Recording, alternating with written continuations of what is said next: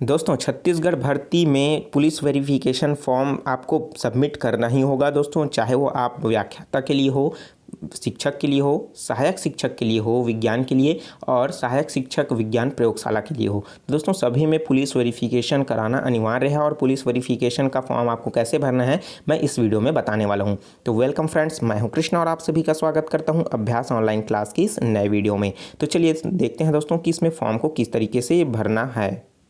दोस्तों फॉर्म को print out जब निकालोगे तो उसके पश्चात दोस्तों इसमें फॉर्म फिलअप कीजिएगा। तो सबसे पहले आपको है ऊपर में आपको दिखाई दे रहा होगा कलर पासपोर्ट साइज का फ़ोटो, यहाँ पास आपको लगा देना है। उसके बाद दोस्तों आप नीचे चलोगे तो आपको देखने को मिलेगा आपका नाम स्पष्ट रूप से आपको बताना है, सरनेम सहित। ठीक है, तो यहाँ पास पूरा नाम बता सकते हो दोस्तों, चाहे तो आप यहाँ पास कैपिटल के इंग्लिश में लिख सकते हो ऊपर में, और नीचे में दोस्तों आप उसको हिंदी में भी लिख सकते हो। ठीक है, तो आपकी मर्जी जैसा लिखना चाहो, काफ़ी पर्याप्त जगह है। उसी के अलावा दोस्तों आपको नीचे वाला में भरना है आपको एड्रेस, पूरा एड्रेस भरना है दोस्तों, ग्राम, थाना, जिला, घर, गली क्रमांक, सड़क, नगर और राज्य जहां आप रहते हो उसका पूरी पता आपको यहाँ पास भरना है। उसी तरीके से घर का पता भी आपको देना होगा। ठीक है, तो ये सिमिलर रहेगा, दोनों कॉमन रहेगा। ठीक है, उसी तरीके से देख लेते हैं दोस्तों आगे। अब जब आपकी 21 वर्ष की आयु के बाद अगर आप कहीं पास रहे हो, कहाँ पास रहे हो, तो अधिकतम समय बिताए हो, ठीक है, तो उसको बताना है। कहाँ से कहाँ रहे हो दोस्तों आपको ये बताना है। जैसे आप वर्ष यहाँ पर समय बताना है। ठीक है, अगर आप मान लो 2008 से रह रहे हो, 2008 से या फिर 2015 से रह रहे हो या 2019 तक रहे हो, तो यहाँ पास क्या हो जाएगा, 2019 आ जाएगा। निवास का पूरा पता आप जहाँ पास रहे हो वहाँ पास बताना है, और उसका मुख्यालय जो पड़ता है आपका जिला और राज्य आपको यहाँ पास सबमिट करना होगा। ठीक है, उसी के बाद आपको क्या करना है, पिताजी का एड्रेस डालना है। ठीक है, पिताजी का ब्यौरा डालना है, तो पिताजी का पूरा नाम, उपनाम भी यहाँ पास सबमिट करना है। ठीक है, नाम को फिलअप करना है, और आप उनके डाक का पता भी बताना है। ठीक है, तो यहाँ पास 3 लाइन दिया हुआ है, तो अच्छे से भरिएगा दोस्तों, क्लियर होना चाहिए, स्पष्ट रूप से दिखाई देना चाहिए। घर का स्थायी पता भी डालना है, और व्यवसाय, अगर व्यवसाय दोस्तों कृषि है तो कृषि डालिए, अगर व्यापारी वर्ग से बिलोंग करते हैं तो व्यापारी डाल दीजिए। ठीक है, अगर व्यवसाय नहीं करते हैं तो व्यवसाय को छोड़ दीजिए, और गवर्नमेंट जो है सेवा दे रहे हैं, ठीक है, तो आपको यहाँ पास नीचे में भरना होगा। ठीक है, अगर शिक्षक वर्ग से बिलोंग करते हैं, कोई जॉब करते हैं गवर्नमेंट में, ठीक है, तहसीलदार हैं तो तहसीलदार डालिए, नीचे कार्यालय डाल दीजिए। अगर शिक्षक वर्ग से बिलोंग करते हैं दोस्तों, कहीं रेगुलर टीचर हैं तो उनका डाल दीजिए। अगर शिक्षाकर्मी हैं तो शिक्षाकर्मी डाल दीजिए, नीचे उनका कार्यालय का पूरा पता डाल दीजिए। ठीक है, अब नीचे डालना है दोस्तों राष्ट्रीयता डालनी है। राष्ट्रीयता किनका किनका रहेगा, पिताजी का राष्ट्रीयता क्या है, हिंदू है तो हिंदू मुस्लिम सिख ईसाई जो हैं आप डाल दीजिएगा। उसी तरीके से माता जी का, पति पत्नी का, उम्मीदवार अर्थात आपका। ठीक है, अब पति पत्नी यहाँ क्यों बोला गया दोस्तों, अगर आप जो है मेल कैंडिडेट हैं तो आप अपने पत्नी जी का, ठीक है, अगर आप फीमेल कैंडिडेट हैं तो आप अपने पति जी का। ठीक है, तो यहाँ पास उनका भी धर्म आपको डालना होगा। अगर आप जो है वैवाहिक हैं तब, अगर नहीं है तो इसको छोड़ना पड़ेगा आपको। ठीक है, उसी तरीके से पति पत्नी का जन्म स्थान। ठीक है, आप तो समझ ही चुके होंगे कि यहाँ पास किसका भरना है।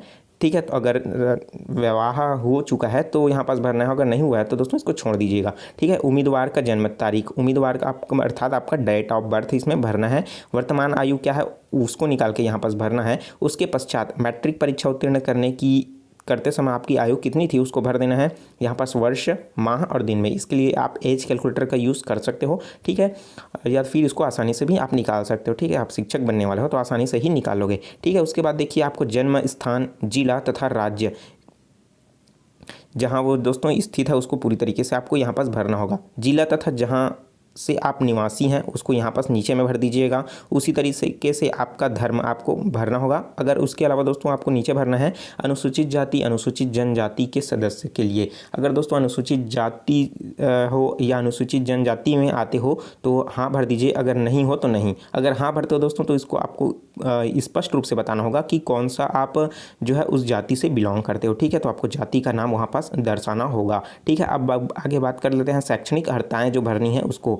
दोस्तों 15 वर्ष के पश्चात जितने भी आपने जो है एजुकेशन लिया है, शिक्षण ग्रहण किया है, चाहे वो शाला के माध्यम से हो या महाविद्यालय के नाम से हो, ठीक है, वहाँ ठीक है, तो वहाँ का क्या करना होगा, आपको पूरा ब्यौरा देना होगा। ठीक है, तो यहाँ पास आपको पहला में जो हायर सेकेंडरी का दीजिए, अगर हो चुका है वर्ष, ठीक है, 15 वर्ष के बाद हो चुका है तो ठीक है, उसी तरीके से आपका स्नातक हो चुका है तो स्नातकोत्तर है तो ठीक है, उसी तरीके से आपका D.Ed B.Ed कंप्लीट है तो ठीक है, तो आप यहाँ इंपॉर्टेंट है दोस्तों आगे की जो है प्रवेश तारीख और जो है दोस्तों वहाँ साला छोड़ने की तारीख।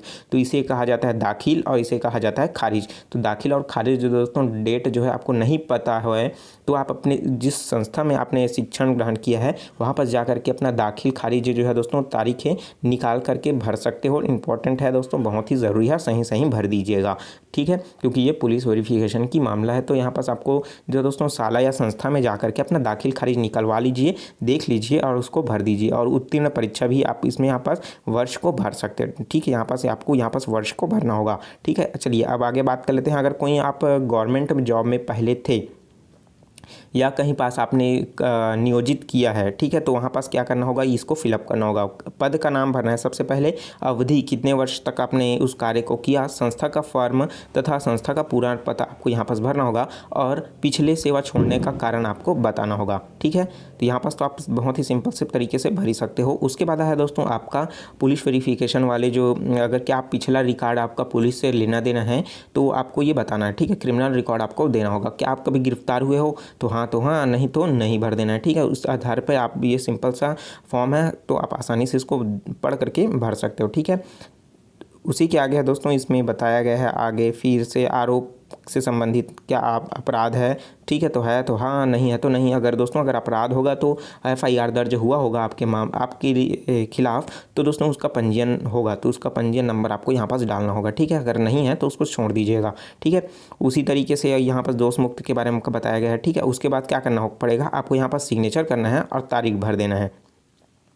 तो वेरिफिकेशन का जो डेट है दोस्तों आप कराओगे तो वहाँ पास दोस्तों उसी तारीख को आपको जब बुलाया गया है उसी तारीख को यहाँ पास डाल दीजिएगा। उसके बाद है दोस्तों अपने मोहल्ले का जो है दोस्तों रेफरियों का नाम आपको यहाँ पास उनसे दर्शाना है, ठीक है। तो यहाँ पास क्या हो जाएगा, आपके मोहल्ले में 2 उत्तरदायी व्यक्तियों या 2 निर्देशकों अर्थात रेफियों के नाम को आपको जानते हो वहाँ पास क्या करना है बताना है। उसी के तरीके से दोस्तों यहाँ पास दिया हुआ है, स्पष्ट रूप से पढ़ लीजिएगा। और साथ ही साथ दोस्तों उम्मीदवार के हस्ताक्षर यहाँ पास क्या हो जाएगा, सिग्नेचर लगा दीजिएगा कर दीजिएगा और यहाँ पास क्या हो जाएगा, आप अपना तारीख सबमिट कर दीजिएगा अर्थात लिख दीजिएगा, ठीक है। अब उसके बाद है दोस्तों मेन जो है सिग्नेचर लेना है किसी मेन अधिकारी का, ठीक है। तो मेन अधिकारी कौन कौन हो सकते हैं, केंद्रीय या राज्य शासन का राजपत्रित अधिकारी हो सकता है या संसद या राज्य विधानमंडल का सदस्य हो सकता है। विधानमंडल का सदस्य अर्थात दोस्तों आपका कोई भी संसद हो सकता है या फिर आपका राज्य विधानमंडल के सदस्य अर्थात वो कोई भी MLA हो सकता है, ठीक है, विधायक हो सकता है। उसी तरीके से सब डिविजनल मजिस्ट्रेट अधिकारी हो सकता है, ठीक है। उसी तरीके से आपका तहसीलदार या नायाब तहसीलदार या उप तहसीलदार जो मजिस्ट्रेट की शक्तियों का पावर प्रयोग करने के लिए अधिकृत हो वो हो सकता है। इसके अलावा शासकीय शैक्षणिक संस्थाओं के जो प्राचार्य हैं उनसे भी आप सिग्नेचर ले सकते हो, सील सिग्नेचर। उसी तरीके से विकासखंड अधिकारी, उसके अलावा पोस्ट मास्टर, पंचायत निरीक्षक, इन सब से क्या कर सकते हो दोस्तों, आपको सिग्नेचर या इन सब से इनमें से किसी एक का, ठीक है। तो किसी एक का दोस्तों सील और सिग्नेचर आपको लेना है और उनका जो है नाम आपको यहाँ पास लिखना है, उनके पिताजी का नाम लिखना है और वो आपको कब से जानते हैं उसको ये जो है यहाँ पास भर देना है, ठीक है। उसी तरीके से आप स्थान का नाम तारीख भर दीजिएगा और उनका जो है सील सिग्नेचर यहाँ रहेगा, उनके पद का नाम और उनके पता का डिटेल आपको पूरी तरीके से भर देना है। और नीचे की जो है दोस्तों वो है कार्यालय के द्वारा भरा जाएगा, तो आप इसको जो है दोस्तों पूरी तरीके से छोड़ दीजिएगा। इस तरीके से कंप्लीट होता है दोस्तों पुलिस वेरिफिकेशन का फॉर्म कंप्लीट हो जाएगा। तो सिंपल सा है, आप इसको फॉर्म फिलअप कर पाओगे। तो उम्मीद करता हूँ दोस्तों A to Z जानकारी आपको मिली होगी। अगर इसके बाद भी अगर आपको कोई समस्या है तो मुझे कमेंट करके ज़रूर पूछे दोस्तों, उसका मैं रिप्लाई ज़रूर दूंगा। और जो स्टूडेंट नए हैं चैनल को जरूर सब्सक्राइब करके नोटिफिकेशन बेल आता है उसको ज़रूर ऑन कर ले ताकि मेरे द्वारा अपलोड किया गया वीडियो आप लगातार वॉच करते रहोगे बिना किसी रुकावट के। तो मिलते हैं नए वीडियो में नए जानकारी के साथ, तो मुझे दीजिए इजाज़त। Take care, all the best, जय हिंद।